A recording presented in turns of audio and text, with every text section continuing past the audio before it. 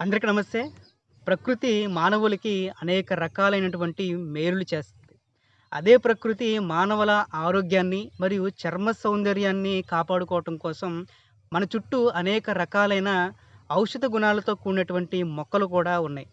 వీటిని మనం గ్రహించక కెమికల్‌కి అలవాటు పడి అంటే కెమికల్ మెడిసిన్స్‌కి అలవాటు పడి వీటి యొక్క మనుగడ పూర్తిగా మనం మర్చిపోతున్నటువంటి పరిస్థితి.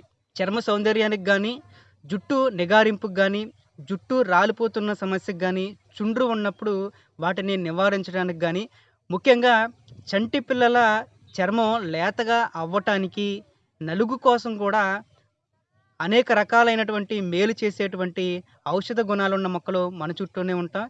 అలాంటి మొక్కలో ఒకటి ఈ తంగేడు చెట్టు.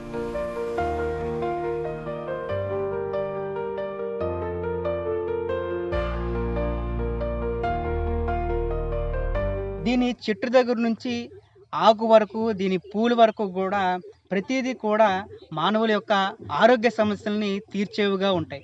ముఖ్యంగా చర్మ సమస్యలు ఉన్న వాళ్ళకి చర్మం నిగారింపు రావాలన్నా కూడా అనేక రకాలైనటువంటి మనం మెడిసిన్స్ వాడుతూ ఉంటాం. అవి అంతగా యూజ్ అవ్వకపోగా దాని నుంచి సైడ్ ఎఫెక్ట్స్ కూడా ఎక్కువ వస్తాయి.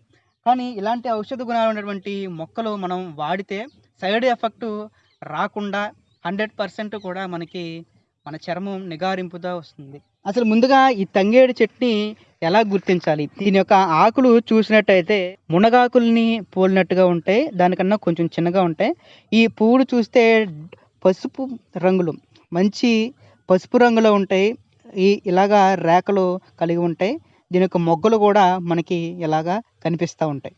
వీటిని చర్మం నిగారింపు కోసం వాడితే చర్మం మంచి నిగారింపుతో లేత చర్మంలాగా అవుతుంది. వీటి యొక్క పువ్వులు ఏవైతే ఉన్నాయో ఈ రేఖల్ని తీసి నీడలో ఎండబెట్టి పౌడర్ లాగా చేసి మనం నలుగులాగా ఏదైతే మనం గంధం, సున్నుపిండి ఎలా పెట్టుకుంటామో అలాగే చర్మానికి పెట్టుకుంటే చర్మం లేతగా మంచి నిగారింపుతో షైనింగ్‌తో కూడినటువంటి చర్మం మనకి లభిస్తుంది. దీనివల్ల మనకి ఎలాంటి సైడ్ ఎఫెక్ట్స్ ఉండవు.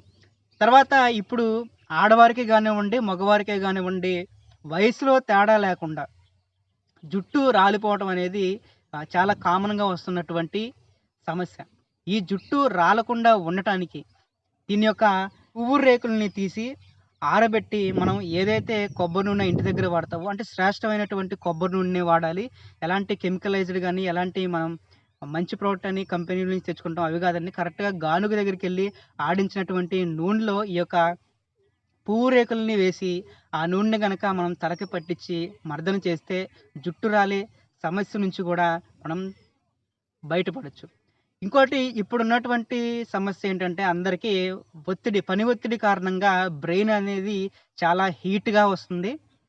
ఈ హీట్ అవుతూ ఉంటది. ఈ హీట్ నుంచి కాపాడుకోవటకు కూడా ఈ తంగేడు మనకి మంచి ఫలితాలనిస్తది.